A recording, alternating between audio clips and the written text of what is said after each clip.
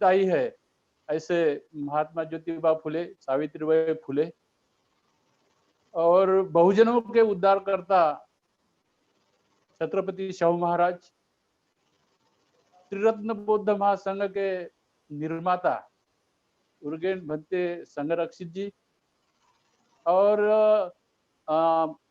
बुद्ध और बाबा साहब के कारवा को आगे ले जाने के लिए जिन जिन लोगों ने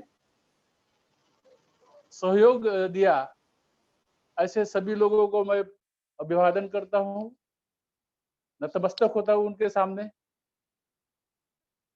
और आज के इस कार्यक्रम के संचालनकर्ता ब्रह्मचारी बोधि प्रकाश जी, जिन्होंने हर रोज ही वो बहुत ही अच्छी तरह से पूजा लेते हैं और पूजा के माध्यम से लोगों में श्रद्धा और भक्तिभाव निर्माण करते हैं और उसी के साथ ध्यान का भी बहुत अच्छी तरह से संचालन करते हैं और ध्यान के माध्यम से लोगों को शांत और स्थिर करने के लिए प्रयास करते हैं। ऐसे आदरणीय धर्मचारी, सॉरी आदरणीय शब्द निकल गया, तो ऐसे धर्मचारी प्रज्ञा रश्मि जी स्रोतु वृंदों में विराजमान धर्मचारी गण, धर्मचारिणी, सभी धर्म मित्र महिला पुरुष और सभी धर्म बंधु और बहनों को मेरा मैत्रीपूर्ण जय भीम। तो आज एक विशेष दिन है। आज के दिन है हमारे भारत का जो संविधान है, वो संविधान लागू किया गया था और उसलिए आज के दिन को गणतंत्र दिवस करके पूरे भारतवर्ष में वो मनाया जाता है और हम भी आज उस गणतंत्र दिवस को मनाने की कोशिश कर रहे हैं, मना रहे हैं। तो आज का जो प्रवचन है, वो प्रवचन का विषय तो आपको मालूम हो गया है। डॉक्टर बाबा साहब अम्बेडकर और भारतीय संविधान, ऐसा आज के प्रवचन का विषय है और ये विषय को अभी मैं आगे ले जाने के लिए प्रयास करता हूँ। तो आप सभी को मालूम है कि ये जो भारत का संविधान है, ये भारत का संविधान डॉक्टर बाबा साहब अम्बेडकर ने लिखा था और फिर ये डॉक्टर बाबा साहब अम्बेडकर संविधान बनाने के लिए भारत के संसद में कैसे पहुंचे, इसके बारे में थोड़ी मालूमात आपको देना मैं मेरा कर्तव्य समझता हूँ और उसलिए सबसे पहले मैं ये बात आपको बताने की कोशिश करता हूँ। आप सभी को मालूम है कि ये गणतंत्र दिवस जो है या गणतंत्र बनाने की जो प्रक्रिया है 9 दिसंबर 1946 से शुरू हुई थी और उस वक्त कुछ दिन पहले भारत में चुनाव हुआ था और वो चुनाव में बाबा साहब ने अपना जो पक्ष है, उस वक्त उसका नाम था शेड्यूल कास्ट फेडरेशन, तो वो शेड्यूल कास्ट फेडरेशन के नाम से चुनाव लड़ा था और बाबा साहब के साथ सभी शेड्यूल कास्ट फेडरेशन के जो चुनाव में लोग खड़े थे, वो हार गए थे। सिर्फ 2 लोग चुनाव जीते थे शेड्यूल कास्ट फेडरेशन के, उसमें से पश्चिम बंगाल के बैरिस्टर सूरज मंडल और साउथ इंडिया के एक व्यक्ति है। ऐसे 2 ही लोग चुनाव जीते थे और बाकी सभी लोग बाबा साहब के साथ सभी लोग जिस महाराष्ट्र में बॉम्बे क्षेत्र में बाबा साहब के शेड्यूल्ड कास्ट फेडरेशन का बोलबाला था, वो क्षेत्र में भी सभी लोग हार गए थे। बाबा साहब भी वही क्षेत्र से चुनाव लड़े थे और ये जो संविधान समिति बनी थी, भारतीय संविधान समिति, तो वो संविधान समिति ने ऐसा तय कर लिया था और वो ऐसा नियम उन्होंने बना लिया था कि जो व्यक्ति संसद का सदस्य है, मेंबर है, वही व्यक्ति संविधान निर्मित की प्रक्रिया में शामिल हो सकता है, उसको ही उसका सदस्य बनाया जा सकता है। और उसके 7 सदस्य थे, संविधान सभा और संविधान प्रक्रिया। तो ये दो बातें थी। और संविधान सभा के जो अध्यक्ष है वो अपने भारत के राष्ट्रपति वो प्रसाद थे। और ये जो मसूदा समिति है, ये मसूदा समिति अभी पूरी तरह से फॉर्म होना बाकी था। तो बाबा साहब चुनाव हार गए थे और चुनाव हारने के कारण बाबा साहब को वो जो मसौदा समिति है, वो मसौदा समिति में पहुंच नहीं सकते थे। और ऐसे वक्त में फिर पश्चिम बंगाल के जो लोग हैं, जहां से बैरिस्टर सूरज भान मंडल चुन के आए थे, और उनको चुनाने वाले पश्चिम बंगाल के नमो शूद्रा जाति के लोग ने ही उनको चुन के दिया था। तो वो लोग सोचते हैं, विचार करते हैं कि बाबा साहब के जैसा आदमी संविधान समिति में जाना चाहिए, लेकिन वो चुनाव हार गए। वो चुनाव हारे नहीं थे भाइयों, तो उनको हराया गया था। आगे चल के मैं बताऊंगा कैसे कैसे हुई वो बात। तो वो चुनाव हार गए थे और बाबा साहब चुनाव हार गए थे, इसलिए वो संविधान मसौदा समिति में नहीं पहुंच सकते थे। और इसलिए वो पश्चिम बंगाल के नमोशूद्रा लोगों ने डिसाइड किया, और डिसाइड करके उन्होंने ऐसा डिसाइड किया कि जो सूरज भान मंडल पश्चिम बंगाल से चुनाव जीत के आए थे, उन्होंने उनको राजीनामा देने के लिए राजी कर लिया, और उन्होंने राजीनामा दे दिया। और बाबा साहब को उन लोगों ने वहां इनवाइट किया पश्चिम बंगाल में, और इनवाइट करके बाबा साहब को वहां से खड़ा किया। और खड़ा करने के बाद उन्होंने बहुत बहुत, बहुत बड़े मतों से बाबा साहब को वहां से जिताया। और फिर चुनाव जीतने के बाद में बाबा साहब का रास्ता मोकला हो गया।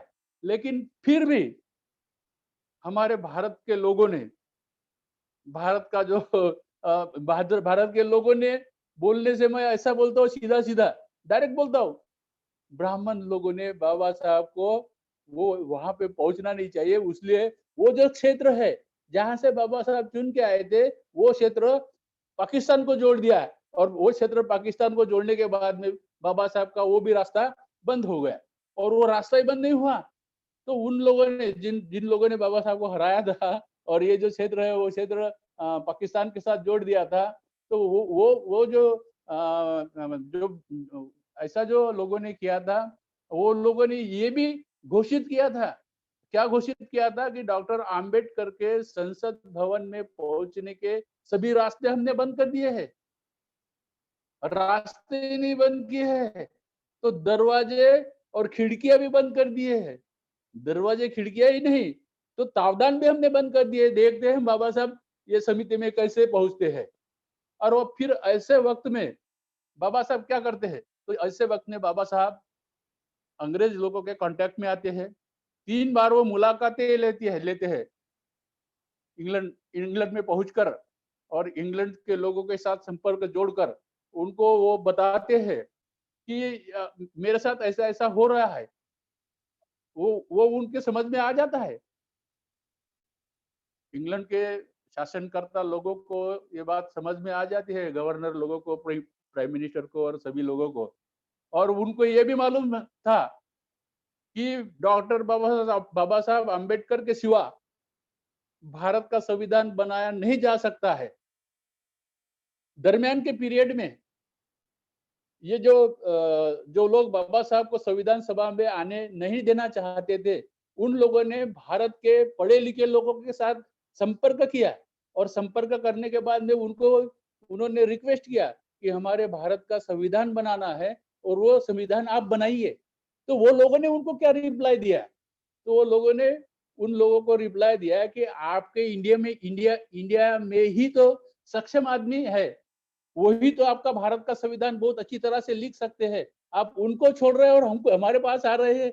ना तो हमको इंडिया के क्षेत्र का अभ्यास है और ना ही हम इंडिया के लोगों को अच्छी अच्छी तरह से पहचानते हैं और इंडिया के लोगों को क्या-क्या कैसे-कैसे कायदे बनाना है, हमको उतना जमेगा नहीं।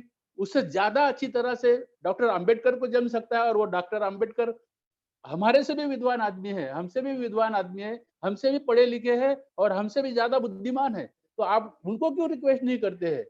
तो ऐसा रिप्लाई उनको मिला और फिर ये अंग्रेज के लोगों ने, अंग्रेज के पीएम ने, अंग्रेज अंग्रेज के गवर्नर लोगों ने और अंग्रेज के सभी गणमान्य लोगों ने भारत के लोगों का को ऐसा अलर्ट किया और उनको समझाया, समझाया नहीं, अलर्ट किया। और कैसा अलर्ट किया कि आप ये मत सोचिए कि हमने आप हम आपको सत्ता सौंप के आए हैं, लेकिन हम आपको सत्ता से अलग भी कर सकते हैं। आप एक काम कीजिए, डॉक्टर अंबेडकर को संविधान समिति में, मसौदा समिति में चुना के लाइए और चुना के लाने के बाद उनको भारत का संविधान लिखने के लिए उन पर सब भी जिम्मेदारी सौंपिए। और अगर ऐसा करते हैं तो आपके लिए ठीक बात होगी, वरना आपके लिए गलत बात, आपके लिए ये बात गलत होगी।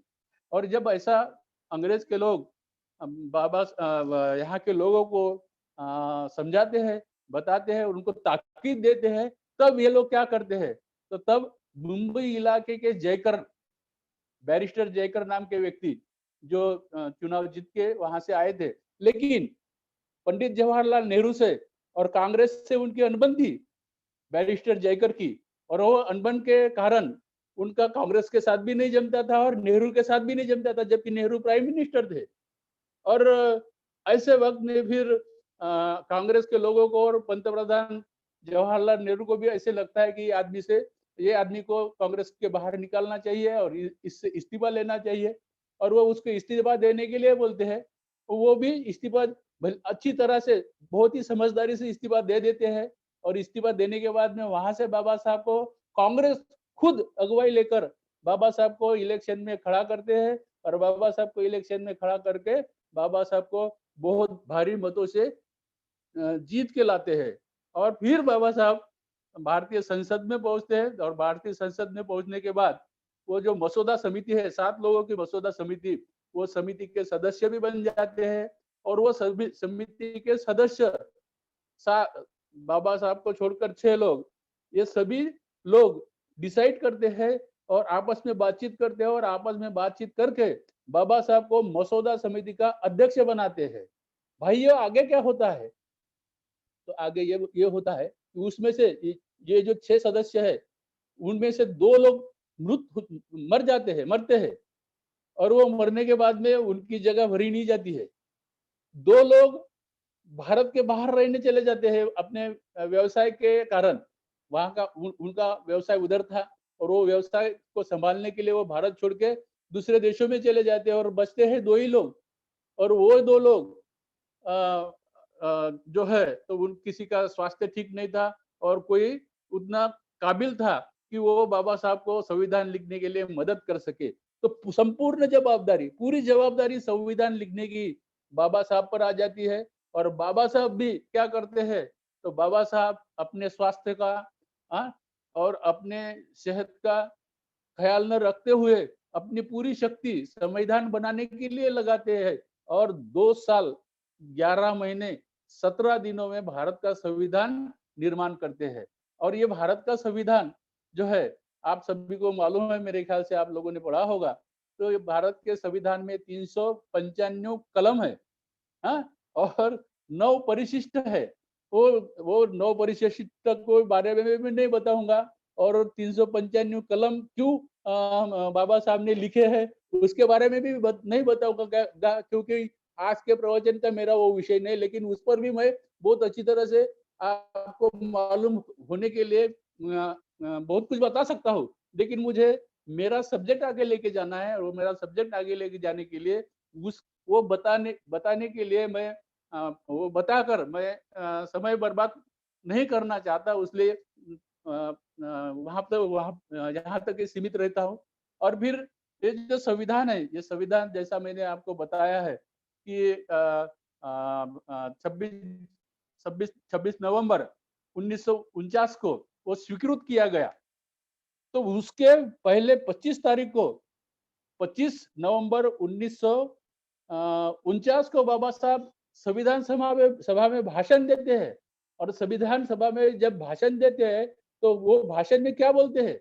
तो वो भाषण में डॉक्टर बाबा साहब ये बोलते हैं कि संविधान कितना भी अच्छा हो, उसको लागू करने वाले अगर प्रामाणिक नहीं है, तो कितना भी अच्छा संविधान वो अच्छा साबित नहीं हो सकता है। और संविधान कितना भी गलत हो, कितना भी मतलब अच्छा न हो, अगर उसको लागू करने वाले प्रामाणिक है और प्रामाणिकता से वो गलत संविधान भी, हाँ नहीं क्या, वो अगर लागू करते हैं तो वो संविधान भी लोगों को अच्छे दिन दिलाने के लिए सही साबित हो सकता है। तो ऐसा ऐसा बाबा साहब उस सभा में 25 नवंबर 1949 को भाषण में बोलते हैं। और उसी भाषण में आगे चल के बाबा साहब यह बोलते हैं कि मैंने एक व्यक्ति एक मूल्य एक मत देकर भारत देश में रानी के पेट से राजा पहले निर्माण होता था, वो प्रक्रिया को बंद किया है। और अभी मैंने भारत में राजा मत पेटी से जन्म लेगा, ऐसी व्यवस्था निर्माण की है। लेकिन ये व्यवस्था भले ही मैंने निर्माण की है और सत्ता जिसके हाथ में जाएगी, उन्होंने जैसे राजकीय समानता, एक मत एक मूल्य एक अधिकार के साथ राजकीय समानता प्रस्तापित भारत में देश में मैंने प्रस्तापित की है। लेकिन आर्थिक समानता जब तक भारत में प्रस्तापित नहीं होगी, और अगर भारत में आर्थिक समानता प्रस्तापित करने के लिए प्रयास नहीं किए जाएंगे और प्रस्तापित नहीं होगी आर्थिक समानता, तो ये आर्थिक समानता के शिकार लोग भारतीय संविधान का ये जो ढांचा है, नहीं क्या, ये ढांचे को ही उद्ध्वस्त कर देंगे। ऐसा भी भाकित बाबा साहब अपने उस भाषण में भाकित करते हैं, नहीं क्या, ऐसी आशंका निर्माण करते हैं और वो अपने भाषण में बताते हैं। तो आगे चल के हम देखते हैं कि हमारे भारत का संविधान के केंद्र स्थान में कौन सी बातें हैं। हमारे भारत के संविधान के केंद्र स्थान में कौन सी बातें हैं? तो वो 5 बातें बाबा साहब ने भारत के संविधान के केंद्र स्थान में रखी है। और वो 5 बातें कौन सी है? तो वो 5 बातें ये है: सार्वभौम, सेकुलरिज्म, धर्मनिरपेक्षता, गणतंत्र और लोकशाही। ये 5 बातें जो है, समाजवाद बोलते हैं सेकुलरिज्म को। तो ये 5 बातें बाबा साहब ने भारतीय संविधान के केंद्र स्थान पर रखी है। और ये 5 बातें भारतीय संविधान के केंद्र में इसलिए बाबा साहब ने रखी है कि भारत देश के किसी भी व्यक्ति के साथ गैर इंसाफी न हो। भारत के सभी लोगों को, चाहे वो कहाँ का भी हो, भारत देश का वो अगर नागरिक है, तो वो उसको ये जो स्वातंत्र्य हमें मिला है, ये स्वातंत्र्य के जो फल है, उसको भी चखने को मिले और उसके साथ भी न्याय प्रस्तावित हो। और इसलिए बाबा साहब ने ये 5 बातें भारत के संविधान के केंद्र स्थान में रखे हैं। आप प्रियम्बल, हम लोग अगर भारत का प्रियम्बल पढ़ते हैं तो प्रियम्बल में हमको ये 5 बातें पढ़ने को मिलती है। कौन सी 5 बातें? तो सार्वभौम, सेकुलरिज्म, धर्मनिरपेक्षता, गणतंत्र और लोकशाही। ये 5 बातें हमको पढ़ने को मिलती है। ये 5 बातें क्या है? नहीं क्या, सार्वभौम यानी क्या? तो सार्वभौम यानी ये बात है कि भारत कई हिस्सों में बटा है, कई क्षेत्रों में बटा है, और वो क्षेत्रों में जैसे रिवाज है, रीति है, जैसे उनकी रहन सहन है, और उनके जो कुछ भी अधिकार है, वो अधिकार उनको मिलना चाहिए। सार्वभौमिकता निर्माण होनी चाहिए। मतलब भारत के संपूर्ण राज्यों में, संपूर्ण क्षेत्रों में ये जो स्वातंत्र के जो कुछ भी फल है, उनके उन लोगों तक पहुंचने चाहिए। और उन लोगों को, सभी क्षेत्र के लोगों को, सभी परंपरा के लोगों को, सभी समाज के लोगों को और सभी संस्कृति संस्कृति के लोगों को ये जो अधिकार है, ये अधिकार उन तक पहुंचे और उनके साथ भी न्याय हो और उनको भी स्वतंत्रता के फल चखने को मिले। तो इसलिए बाबा साहब ने पहले स्थान पर ये जो सार्वभौमिकता है, वो सार्वभौमिकता रखी है। दूसरे दूसरे जगह पर बाबा साहब ने सेकुलरिज्म रखा है, समाजवाद रखा है, क्योंकि भारत में कई कई धर्मों के लोग तो रहते ही है, लेकिन कई समाज के भी लोग रहते हैं। वो समाज की अलग अलग परंपरा है, अलग अलग रिवाज है, अलग अलग प्रकार की संस्कृति है और कई समाज के लोग जो है वो कई समाज के लोगों के साथ न्याय होना चाहिए। सभी समाज को उनके अधिकारों का रक्षण होना चाहिए, उनके साथ न्याय होना चाहिए और उनको भी ये जो स्वतंत्रता भारत देश को मिली है, वो स्वतंत्रता के लाभ भी मिलने चाहिए। इसलिए भारत बाबा साहब ने समाजवाद को संविधान के केंद्र स्थान में रखा है। संविधान के केंद्र स्थान में समाजवाद होने के कारण किसी भी समाज पर अन्याय नहीं हो सकता है। किसी भी समाज के साथ अन्याय के साथ व्यवहार नहीं किया जा सकता है। तो सभी के साथ न्याय के साथ व्यवहार किया जाता है और सभी को समान संधि उपलब्ध कर दी जाती है और उसीलिए बाबा साहब ने ये जो समाजवाद है, ये समाजवाद को भारतीय संविधान के केंद्र स्थान पर रखा है। बाद में सर्वधर्म के बारे में नहीं क्या, सर्व सभी धर्म समभाव, ऐसी बात भी बाबा साहब ने उसमें रखी है। और ये बात को समझने के लिए मैं एक उदाहरण आपके सामने रखता हूँ। भारत का पंतप्रधान किसी भी धर्म का होगा या किसी भी समाज का होगा, तो वो धर्म और समाज उसके लिए उसका जो रहने का ठिकाना है, उसका घर है, वो घर के 4 दीवारी के अंदर उसने रखना चाहिए। जब वो शासन सत्ता के कुर्सी पर बैठता है, तो वहां पे वो धर्मनिरपेक्ष होना चाहिए। जब वो निरपेक्षता से काम करेगा, तो सभी धर्म के लोगों के साथ न्याय होगा और सभी धर्म को एक जैसा सभी धर्म के लोगों के साथ एक जैसा व्यवहार किया जाएगा और सभी लोगों को के साथ एक जैसा व्यवहार करके सभी को समानता के रूप से देखा जाएगा। तो इसलिए डॉक्टर बाबा साहब ने जो संविधान है, वो संविधान के केंद्र स्थान पर सर्वधर्म समभाव ये बात उसमें रखी है। बाद में भी दूसरी बात जो है, चौथी बात ये है गणतंत्र।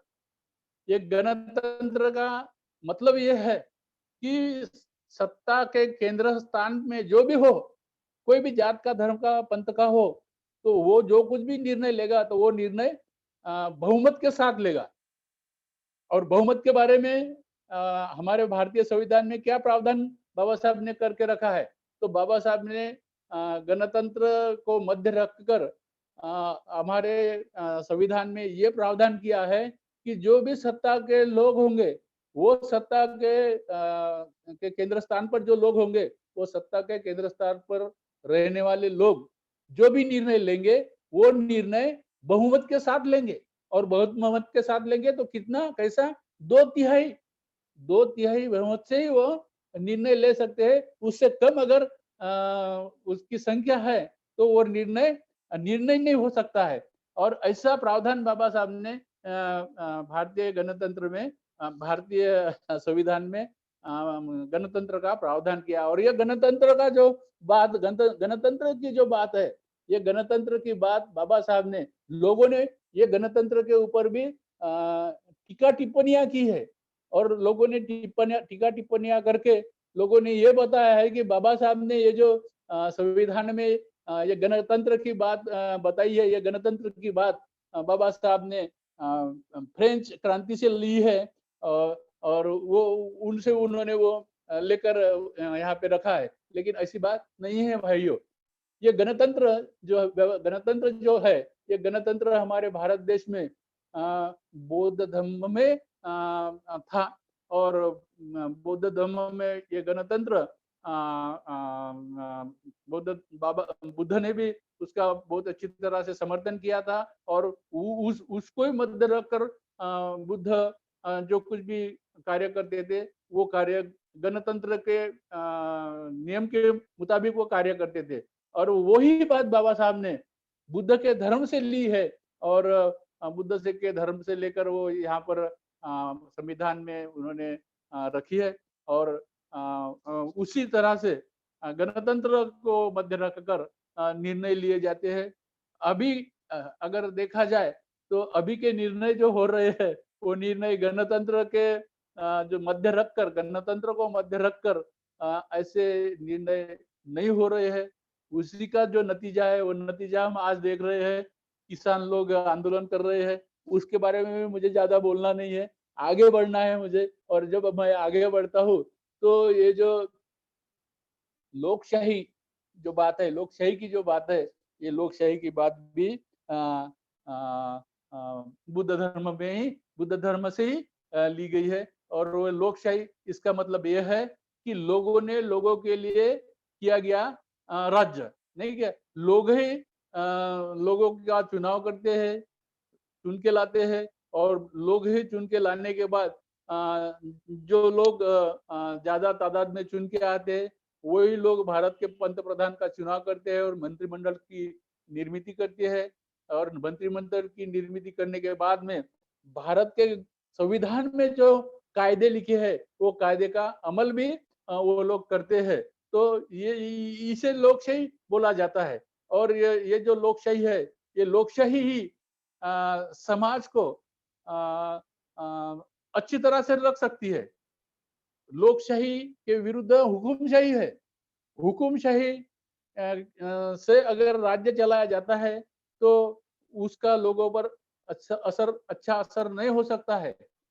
हुकुमशाही को हमारा संविधान मान्यता नहीं देता है, तो हमारा संविधान मान्यता देता है लोकशाही को। लोगों के संख्या को मध्य रखकर लोगों ने जो जिसको जिसको जीता के लाया है और जीता के लाकर लोगों ने जो अपेक्षा की है जीता के लाकर कि ये लोग हमारे लिए कार्य कर सकते हैं, ये लोग हमारा विकास कर सकते हैं और ये लोग हमारा विकास कर सकते हैं, इसलिए हम इनको मतदान करना चाहिए और इनको चुना के लाना चाहिए। लोग लोगों का चुनाव करते हैं और लोग लोगों का चुनाव करने के बाद में वो लोग ऐसी अपेक्षा रखकर लोगों को चुना के लाते हैं कि उन लोगों ने हमारे लिए कायदे का अमल करना चाहिए और कायदा का अमल करके हमारे साथ हमारा विकास कौन सा कायदा का लागू करने से हमारा विकास हो सकता है, ऐसा वो सोचे।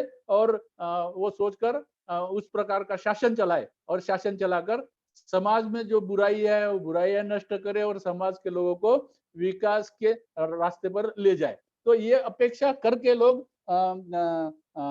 जो संसद हो या राज्यसभा हो, राज्यसभा में भी लोग ही चुनाव करते लोगों का चुनाव करते हैं। क्योंकि जो चुन के लोग आते हैं वही उन राज्यसभा के सदस्यों का भी सदस्यों को भी चुनते हैं। तो ये जो प्रक्रिया है, ये प्रक्रिया लोगों के द्वारा की जाती है, इसलिए उसको लोकशाही बोला जाता है।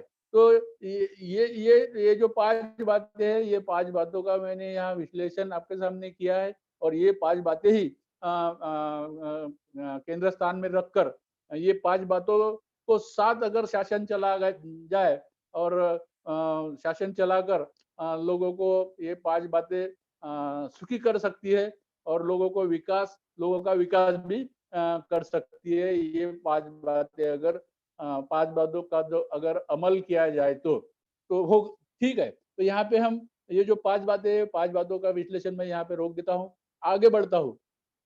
और जब हम आगे बढ़ते हैं तो हमारा जो संविधान है, ठीक है, ये संविधान के जो जिसको बेस बोला जाता है, वो संविधान का बेस क्या है? तो संविधान का बेस 4 बातें हैं भाई और बहनों। और वो 4 बातें कौन सी है? तो समता, स्वतंत्रता, भाईचारा और न्याय, ये 4 बातें हैं। तो मैं अभी आपको समता हमारे भारत देश में किस तरह से समता का पालन किया जाता है, इसके बारे में कुछ उदाहरण आपके सामने रखना चाहता हूँ। तो हमारे भारत देश में जो लोग जीवन जी रहे हैं, वो किस तरह से और कैसे-कैसे जीवन जी रहे हैं, उसके बारे में कुछ बातों का आपके सामने मैं ज़िक्र करना चाहता हूँ। तो हमारे भारत देश में एक व्यक्ति ऐसा है, जो व्यक्ति अपनी रोजी-रोटी जुटाने के लिए कई किलोमीटर पैदल घूमता है। मेरी बात गौर से सुनिए। तो एक आदमी हमारे भारत देश में ऐसा है कि जो अपनी रोजी-रोटी जुटाने के लिए हर दिन कई किलोमीटर पैदल घूमता है, और एक आदमी हमारे भारत देश में ऐसा है कि वो अपना स्वास्थ्य ठीक रखने के लिए, अपनी हेल्थ ठीक रखने के लिए शाम सुबह मॉर्निंग इवनिंग वॉक करता है। ऐसे भी लोग हमारे देश में हमको देखने को मिलते हैं। दूसरी बात मैं आपको बताता हूँ, एक आदमी हमारे देश में ऐसा है कि जिसको रहने के लिए घर नहीं है, पुलिया के नीचे रहता है, पाइप के अंदर रहता है, रेलवे स्टेशन पर रहता है, या जहाँ-जहाँ उसको जगह मिलती है, वहाँ-वहाँ पे वो रहता है। अगर जगह खाली नहीं मिली तो पेड़ों पर भी जाकर सोने वाले लोग हमारे भारत देश में हैं। और ये बात मुझे कब मालूम हुई, तो मैं इलेक्शन ड्यूटी मेरी मतलब ये जो हर 10 साल के बाद में सेंसस का सर्वे किया जाता है, और ये सेंसस का सर्वे करने के बाद में फरवरी के 28 तारीख को ऐसा बताया जाता है, वो सर्वे के लोगों का मैं नौकरी में था, उस वक्त उनका मैं प्रमुख था, और उसमें फिर वो ट्रेनिंग में हमको बताया गया था कि 28 फरवरी के रात के 10 बजे जो आदमी आपको जहां पर मिलता है, उसका उसका सेंसस में आप नोंद कीजिए। तो उसमें उन्होंने ये बताया बताया था कि पेड़ के ऊपर भी देखिए, जो जो गांव है वो गांव के पेड़ भी आप देखिए, और एक जो आदमी आपको पेड़ पर सोया हुआ मिलता है, तो उसका भी एंट्री कीजिए। तो उस वक्त मुझे ये मालूम हुआ था, तब तक तो मेरे को ये मालूम था कि लोग लोग पेड़ के नीचे सोते हैं, पाइप पाइप में सोते हैं, या पुलिया के नीचे सोते हैं, या रेलवे स्टेशन पे सोते हैं, और खुली जगह पे सोते हैं। लेकिन वो वो ट्रेनिंग से मुझे ये पता चला कि भारत में लोग पेड़ पर भी सोते हैं, उनको सोने के लिए जगह नहीं है इसलिए। तो एक आदमी की कंडीशन भाइयों हमारे देश में ऐसी है कि जिसको इस तरह से सोना पड़ता है, या उसको उसको उसको रहने के लिए घर नहीं है। और एक बात भी हमारे भारत देश में ऐसा है कि भारत के हर मेट्रोपॉलिटन सिटी में उसका घर है। हर मेट्रोपॉलिटन सिटी में ही नहीं, तो बड़े-बड़े शहरों में उसके घर है। बड़े-बड़े शहरों में भी घर होने के साथ-साथ शहरों में जो घर है, वो घर में प्रदूषण होता है, शुद्ध हवा नहीं मिलती है, इसलिए वो हर सिटी में तो घर है ही, लेकिन उन्होंने अपने फार्म में भी फार्म हाउस बनाए हैं। वो फार्म हाउस में रह के शुद्ध हवा मिल सके, और वहाँ पे हम दिन बिता सके, और वो ये जो ऐसे घर उनको है, नहीं क्या?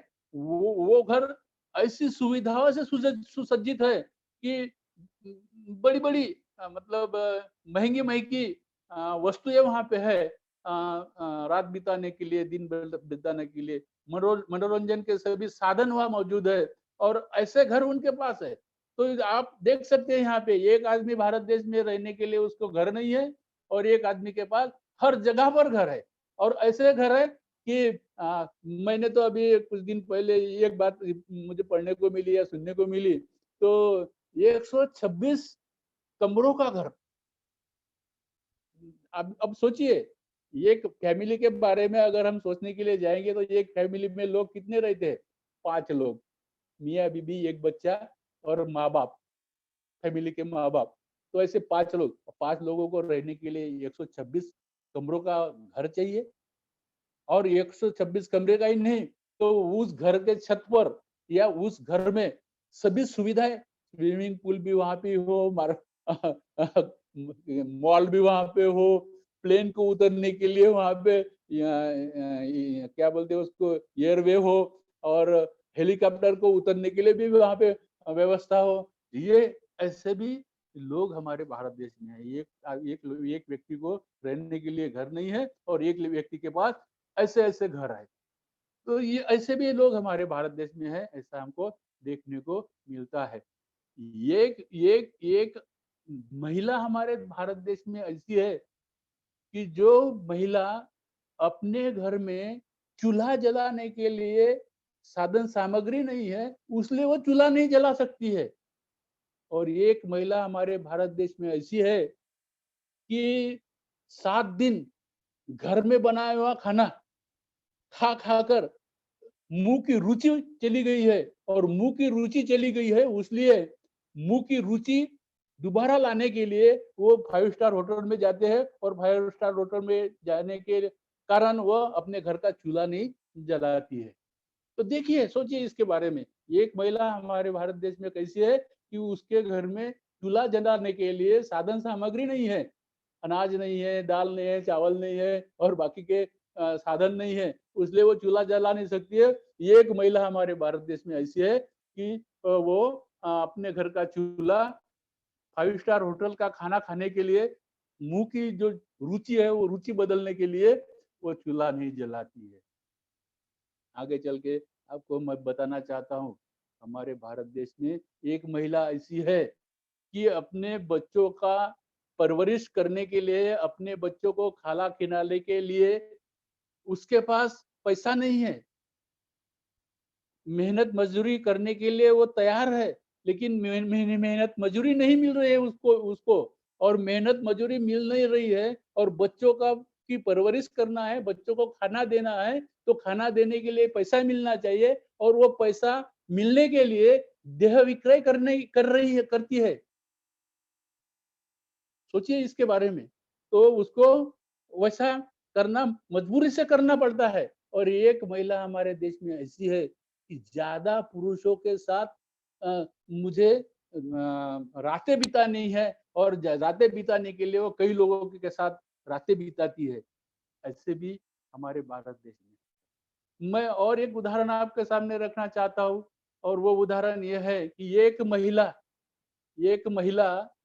जिसको अपना जिस्म ढकने के लिए उसके पास कपड़ा नहीं है, और एक महिला हमारे भारत देश में ऐसी है कि उसके पास इतनी साड़ियां हैं, अलमारी का दरवाजा जब खोलती है तो वो जो साड़ियां उसमें जबरदस्ती से रखी गई होती है वो खाली गिर जाती है, और वो उसको ये सोचना पड़ता है कि मैं आज कौन सी साड़ी पहनूं। हाँ? मैं आज कौन सी साड़ी पर कौन सा ब्लाउज पहनूं, कौन सी घड़ियाल पहनूं, कौन सी चूड़ियां पहनूं, कौन सी बिंदी लगाऊं, कौन सी सैंडल या जूता पहनूं, इसके लिए उसको कई बार सोचना पड़ता है। जो जिसको पहनने पहनने के बाद में मेरी सुंदरता बढ़ेगी, इसके बारे में वो सोचते रहती है, क्योंकि उसके पास उतना कुछ है, इतना भरा पड़ा है, इतनी साड़ियां भरी पड़ी है, इतने इतनी चप्पलें हैं, इतनी घड़ियालें हैं, इतने लॉकेट है, और इतने बिंदिया और वगैरह वगैरह, कान के जो बालियां बोलते हैं, आपके यूपी में मेरे ख्याल से बाली बोलते हैं, कान की बाली, नहीं क्या? तो ये सब इतना उसके पास है, और इतना होने के कारण उसको सोचना पड़ता है कि मैं आज क्या पहनूं तो मेरा जो सौंदर्य है वो सौंदर्य और अच्छी तरह से निखर जाए। तो ऐसी अवस्था हमारे भारत देश में है, और फिर ऐसी अवस्था अगर आज भी हमको देखने को मिलती है, तो हम सही में ये बोल सकते हैं हमारे भारत देश में समानता है। आप सोचिए इसके बारे में। मैं आगे बढ़ता हूँ, और आगे आगे बढ़ के मैं दूसरा जो तत्व है, नहीं क्या, जो स्वतंत्रता का तत्व बाबा साहब ने भारत भारत के संविधान में रखा है, वो उसका बेस है, नहीं क्या? भारत के संविधान का प्रमुख बेस है। जैसा पहला बेस समानता है, वैसा दूसरा बेस कौन सा है? तो दूसरा बेस स्वतंत्रता है। क्या हमारे भारत देश में सभी लोग स्वतंत्रता से जी रहे हैं? इसके ऊपर अगर हम गंभीरता से सोचने का प्रयास अगर करते हैं और सोचते हैं गंभीरता से, तो हमारे देश में सभी लोग स्वतंत्रता से जी नहीं सक रहे हैं। उनको स्वतंत्रता से जिए नहीं दिया जा रहा है। वो आज भी भारत देश स्वतंत्र हुआ 1947 को, तब से लेकर आज तक वो गुलामी में थे। आज भी वो गुलामी है और गुलाम के जैसा ही जी रहे हैं। अपने मर्जी के साथ वो जीवन जी नहीं सक रहे हैं। उनको गुलाम के जैसा जीने के लिए मजबूर किया जा रहा है और गुलाम के तौर पर उसके साथ पेश समाज आ रहा है और वो गुलामी के बोझ के पीछे दिन ब दिनों दिन दबते जा रहा है। गुलामी के बोझ के नीचे वो दबते जा रहा है। फिर हम बोल सकते हैं कि क्या सही में हमारे भारत देश में स्वतंत्रता लागू हुई है? स्वतंत्रता लागू करने के प्रयास किए जा रहे हैं और सही में स्वतंत्रता के लिए पूरी शक्ति लगाई जा रही है। तो भाई और बहनों, स्वतंत्रता के लिए हमारे भारत देश में शक्ति जरूर लगाई जा रही है, लेकिन किसके लिए शक्ति लगाई जा रही है? किनको स्वतंत्रता से जगने दिया जा रहा है या जगाया जा रहा है या किनको स्वतंत्रता दी जा रही है? तो मैंने मेरे प्रवचनों में एक दिन ऐसा भी जिक्र किया था, जो लोग सत्ता के करीब है, जो लोग सत्ता के करीब है, वही लोग स्वतंत्रता का अनुभव ले रहे हैं और स्वतंत्रता से जी रहे हैं। उनको ही स्वतंत्रता का लाभ मिल रहा है और जो उस ग्रुप में नहीं आते हैं, नहीं क्या, जो सत्ता केंद्र के नजदीक नहीं है, सत्ता के पास नहीं है, ऐसे लोगों को स्वतंत्रता से जीने नहीं दिया जा रहा है। और इसलिए हम ये भी यहाँ पे हमको देखने को मिलता है कि हमारे देश में, भारत देश स्वतंत्र होने के बाद में और भारत देश में 1950 से ये जो संविधान है वो संविधान लागू किया गया है, नहीं क्या, ये कायदा नष्ट हो गया और दूसरा कायदा चालू हो गया है। जो कायदा किस पर आधारित है? तो स्वतंत्रता पर आधारित है, लेकिन स्वतंत्रता हमारे देश में देखने को नहीं मिलती है। सिर्फ उन लोगों को ही देखने को मिलती है जो लोग सत्ता के करीब है या वो दायरे में आते हैं। कौन सा दायरा? ये दायरे का मेरा जो मतलब है, वो मतलब आप लोग अच्छी तरह से समझ गए होंगे। दायरे में कौन लोग आते हैं, वो दायरे के बाहर कौन लोग आते हैं। हाँ, नहीं क्या? तो दायरे के अंदर वो 3 वर्ग के लोग आते हैं, ब्राह्मण, क्षत्रिय और वैश्य। ये दायरे के अंदर आते हैं और दायरे के बाहर कौन लोग आते हैं? तो शूद्र वर्ण के लोग, उसमें भी जो आखिरी का वर्ण है वो लोग, और जो धार्मिक अल्पसंख्याक है, ये सब लोग जो है वो दायरे के बाहर आते हैं। और वो दायरे के बाहर आते हैं उसलिए उनको स्वतंत्रता से जीने नहीं दिया जा रहा है। उनको गुलाम के जैसा उनके साथ व्यवहार हो रहा है और वो गुलाम के जैसा जीवन जी रहे हैं। तो ये भी हम यहाँ पे देख सकते हैं कि बाबा साहब ने जो बात भारतीय संविधान में बेस करके रखी थी, स्वतंत्रता, वो भी बेस को भी यहाँ पे ढीला ढीला कर दिया गया है। आगे देखते हैं हम, नहीं क्या, भाईचारा, तो हमारे भारत देश में भाईचारा तो है ही नहीं, नहीं क्या? हमारे भारत के लोगों के साथ भाईचारा से लोग पेश ही नहीं आते हैं, नहीं क्या? और उन लोगों के साथ ही भाईचारे से पेश नहीं आते हैं जो जो लोग दायरे के बाहर है। तो भाईचारा दिखता ही नहीं है हमारे देश में। तो हमारे देश में क्या दिखता है? तो हमारे देश में एक ही बात दिखती है और वो बात है, आपस में लोग झगड़ते हुए हमको दिखते हैं। जब जब भाईचारा होता तो लोग आपस में झगड़ते ही नहीं, लेकिन भाईचारा नहीं है, इसलिए लोग आपस में झगड़ रहे हैं और झगड़ झगड़ कर एक दूसरे को मार रहे हैं, एक दूसरे की जान ले रहे हैं, एक दूसरे को नष्ट कर रहे हैं। क्या इसी को लोकशाही बोला जाता है? क्या इसी को ही प्रजासत्ताक सब प्रजासत्ता का जो ये है वो प्रजासत्ता बोली जा सकती है?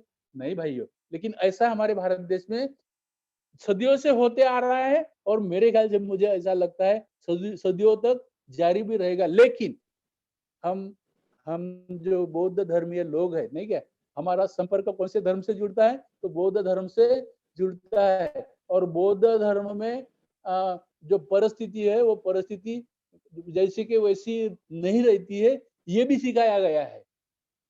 परिस्थिति जैसे कि वैसी नहीं रहती है, ये जब हम सीखते हैं तो हम आशा के साथ जीते हैं। और कौन सी आशा के साथ? तो आगे चल के आज जो परिस्थिति है वो परिस्थिति बदल सकती है और आगे चल के परिस्थिति बदल कर आज से दूसरा वातावरण हमको मिल सकता है और वो वातावरण में हमको सुख, समाधान, शांति, आनंद मिल सकता है। इस आशा पर लोग जी रहे हैं। तो ये जो भाईचारा है, ये भाईचारा प्रस्तावित करना चाहिए और तभी प्रस्तावित हो सकता है। ये अभी हमारे भारत देश में भाईचारा क्यों प्रस्तावित नहीं हो रहा है? तो हमारा भारत देश भले ही भारत देश में 1950 से नहीं क्या संविधान लागू हुआ आज के दिन 26 जनवरी 1950 से, लेकिन दूसरी पर्दे के पीछे से, मैं यहाँ पे अभी ऐसा बोलता हूँ, तो पर्दे के पीछे जो हिंदू धर्म है वो हिंदू धर्म के ही कायदे कानून से ही शासन चलाया जा रहा है और हिंदू धर्म के कायदे कानून से शासन चलाया जा रहा है। उसलिए हमको समाज में भाईचारा नहीं दिख रहा है। तो उसलिए हमको क्या दिख रहा है? समाज में झगड़े दिख रहे हैं और एक दूसरे की जान लेना और एक दूसरे को मारना पीटना, ये सब हम समाज में आज देख रहे हैं। तो उसका प्रमुख कारण क्या है? तो उसका प्रमुख कारण है हिंदू धर्म, भाई और बहन। और उसीलिए तो बाबा साहब ने ये बोला है नहीं क्या, हम जब विषय का अभ्यास कर रहे हैं नहीं क्या, कौन से विषय का अभ्यास कर रहे हैं? तो भारत में बौद्ध धर्म का जो भविष्य है वो भविष्य के बारे में अभ्यास कर रहे हैं। और भारत में बौद्ध धर्म का अगर राज आएगा तो ये परिस्थिति नहीं रहेगी, क्योंकि हमने देखा है नहीं क्या 1200 साल तक हमने ये देखा है, भारत का इतिहास जब पढ़ा है हमने, तो उसमें हमने ये देखा है कि हमारे देश में 1200 साल तक भाईचारे से लोग जीते थे। और भाईचारे से लोग जीते थे तो उस वक्त कौन सा धर्म अमल में था और कौन सा धर्म का भारत देश में पालन किया जाता था? तो उस वक्त भारत देश में बौद्ध धर्म का पालन किया जाता था। आगे चल के अगर बौद्ध धर्म भारत देश का प्रमुख धर्म बनेगा, तब भारत देश में भाईचारा प्रस्तावित होगा और लोग फिर भाईचारे के साथ एक दूसरे के साथ व्यवहार करेंगे। और जब एक दूसरे के साथ लोग भाईचारे से व्यवहार करेंगे तभी भारत देश में क्या होगा? तो भाईचारा निर्माण होगा। तो इसकी हम आशा कर सकते हैं और बौद्ध धर्म हमें आशा देता है नहीं क्या? आशा के साथ जीने के लिए लोग बौद्ध धर्म हमें सिखाता है। आगे बढ़ते हैं भाई और बहनों। तो आगे जब हम बढ़ते हैं और आगे का तत्व यह है कि वो जो है तत्व न्याय का नहीं क्या? और ये न्याय के तत्व के बारे में जब हम पढ़ते हैं, देखते हैं और सुनते हैं, तो हमको पढ़ने को क्या मिलता है, सुनने को क्या मिलता है? तो कुछ कुछ लोगों को न्याय मिल रहा है हमारे भारत देश में और कुछ कुछ लोगों को न्याय नहीं मिल रहा है। कई लोगों के जो प्रकरण है वो न्यायालय में प्रलंबित है और कितने दिनों से? तो कई सालों से कुछ लोगों के जो न्याय के प्रकरण है, वो न्याय के प्रकरण न्यायालय में प्रलंबित है। और न्यायालय में प्रलंबित है तो इसका अर्थ क्या है? तो इसका अर्थ ये है कि उनको न्याय नकारा जा रहा है। और कुछ कुछ लोग हमारे भारत देश में ऐसे हैं कि उनको तुरंत न्याय मिलता है और तुरंत न्याय मिलकर उनके साथ न्याय से पेश आया जाता है और वो न्याय तुरंत मिलकर बरी भी हो जाते हैं। कुछ उदाहरण आपके सामने मैं रखना चाहता हूँ। कुछ साल पहले रोहित वेमुला की आत्महत्या हो गई थी और उनके आत्महत्या के कारण क्या है ये भी आप सब लोगों को मालूम है। तो उसको अभी तक न्याय नहीं मिला है भाई और बहनों। और उसको न्याय क्यों नहीं मिला है? तो किसी एक समाज से वो अपना रिलेशन रखता था और वो समाज कौन सा था? तो वो समाज अस्पृश्य समाज। तो अस्पृश्य समाज का होने के कारण उसको न्याय नहीं मिल रहा है। लेकिन दूसरा प्रकरण मैं आपके सामने रखता हूँ, वो सिंह का, सुशांत सिंह का। और सुशांत सिंह के प्रकरण में उसकी आत्महत्या हुई है, उसने उसकी जान कैसे गई इसके बारे में नहीं बोलूंगा मैं, लेकिन उसको न्याय देने के लिए सीबीआई की नियुक्ति की गई है और सीबीआई की नियुक्ति करके उसको न्याय देने की कोशिश हो रही है। एक व्यक्ति के लिए न्याय देने की कोशिश हो रही है और एक व्यक्ति को न्याय नहीं मिल रहा है। और कुछ उदाहरण आपके सामने मैं रखता हूँ। वो उदाहरण मैं ये कुछ गिने चुने लोगों के आपके सामने रखता हूँ नहीं क्या? वो नरेंद्र दाभोलकर हमारे महाराष्ट्र के अंधश्रद्धा निर्मूलन का काम करने वाले, उनकी हत्या की गई, नहीं क्या? गौरी लंकेश जो वो भी बहुत बड़े विद्वान व्यक्ति थे, नहीं क्या? उनकी हत्या हो गई और कई लोगों की हत्या हो गई, अभी आप लोगों को मालूम है, उनके सभी के नाम नहीं लूंगा मैं। तो उनके हत्यारों का अभी तक पता नहीं लगा है। हमारी गवर्नमेंट, हमारी जो आईबी, हमारा जो आईबी है, नहीं क्या? वो आईबी हमारा। और भाइयों और बहनों, मैं आपके सामने एक बात उसके पहले ये बताना चाहता हूँ आप लोगों को। भारत को छोड़कर विश्व में जितने लोग हैं ना, जितने आईबी है ना, जितने जितने देशों में, वो आईबी से सबसे बढ़कर आईबी कौन सी है? तो हमारे भारत की आईबी है। जब हमारे भारत की आईबी इतनी इंटेलिजेंट है, इतनी इंटेलिजेंट होने के बाद में भी वो कई सालों से उन लोगों के हत्यारों का पता नहीं लगा रही है और उनको न्याय नहीं दे रही है। और कुछ लोगों को हमारी आईबी जो है बहुत जल्दी उनके हत्यारों की का पता लगाती है, और हत्यारों का केवल पता ही नहीं लगाती है, उनको सूली पर भी लटकाते हैं। मैं एक उदाहरण आपके सामने रखना चाहता हूँ, आपकी दिल्ली का है मेरे ख्याल से, वो निर्भया का प्रकरण, नहीं क्या? बराबर है ना? आपका दिल्ली का है ना? दिल्ली में घटा होगा, या हो सकता है आजू बाजू की होगी वो लड़की। वो उसकी जात के बारे में मुझे नहीं बताना है, ये करना है, लेकिन उसको कितना फास्ट कोर्ट उसके साथ, उसके लिए फास्ट कोर्ट में उसकी जो है वो केस लड़ी गई और बहुत जल्दी उसको न्याय दिया गया। ऐसी कई लड़कियां हमारे भारत देश में है। वो भी अभी अभी तुम आपके उत्तर प्रदेश में वो एक लड़की के साथ हाथरस, हाथरस है बराबर, हाथरस है बराबर, करेक्ट हो गया मैं? हो सकता है मैं करेक्ट ही हूँ। तो हाथरस लड़की के साथ जो अन्याय हुआ है, नहीं क्या, उनके घर के लोगों को मारा गया, नहीं क्या? और उसकी कई दिनों तक तो केस भी दर्ज नहीं की गई थी। ये इसको ही न्याय बोल सकते हैं क्या? यही न्याय है क्या? एक व्यक्ति के साथ अलग न्याय और दूसरे व्यक्ति के साथ अगर अलग न्याय होता है तो ये न्याय हो नहीं सकता है, इसको न्याय नहीं बोला जाता है। लेकिन ये हमारे भारत देश में चल रहा है भाइयों और बहनों।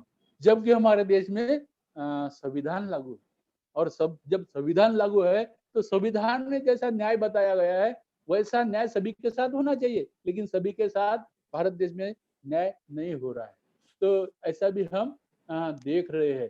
तो मुझे ये भारत के संविधान के बारे में जो जितना कुछ बताना चाहिए था, इसके बारे में तो मैं बहुत कुछ बता सकता हूँ, बहुत कुछ समय भी चाहिए उसको बताने के लिए, लेकिन जितना कुछ भी मैंने आपके सामने बताने की कोशिश किया है, डॉक्टर बाबा साहब आम्बेडकर और संविधान, ये विषय जितनी अच्छी तरह से रखना चाहिए उतना अच्छी तरह से मैंने रखा कि नहीं रखा वो आप सोच सकते हैं, लेकिन मैंने कोशिश जरूर की है। और वो 1 घंटे से मैं आपके साथ में उस विषय पर बोल रहा हूँ और आप लोग मुझे सुन रहे हैं। और मुझे ऐसा लगता है कि अभी 1 घंटे के बाद तो हमारी जो मेंटालिटी है वो मेंटालिटी भी कायम नहीं रहती है, नहीं क्या? हमारी जो श्रवण शक्ति है वो श्रवण शक्ति सिर्फ 40 मिनट से लेकर 50 मिनट तक ही कायम रहती है, और उसके बाद वो श्रवण शक्ति कायम नहीं रहती है। तो उसके बाद अगर उसको अगर बोला जाए तो फिर वो एक कान से वो सुनता है और दूसरे कान से निकल जाता है। और इसलिए मुझे ऐसा लगता है कि 1 घंटा होने के कारण अभी आगे की जो बातें हैं मैं बता सकता हूँ, लेकिन वो बताना अभी मैं मुनासिब नहीं समझता हूँ, अच्छा नहीं समझता हूँ। इसलिए मैं यहाँ पे आपकी रजा लेना चाहता हूँ। आपको रिक्वेस्ट करता हूँ कि मैं मेरा भाषण प्रवचन यहाँ पे समाप्त करता हूँ, लेकिन उसके पहले आप सभी लोगों ने मुझे सुनने के लिए आपका 1 घंटे का समय दिया, वो 1 घंटे का समय का आप लोगों ने मुझे दान दिया, इसलिए वो दान के लिए मैं आपका पुण्यानुमोदन करता हूँ, अभिनंदन करता हूँ, आभार मानता हूँ। मेरा 3 लोगों ने स्वागत किया है, नहीं क्या? सुनीता अंबागड़े, धम्मचारी अंशुल राजा और उनकी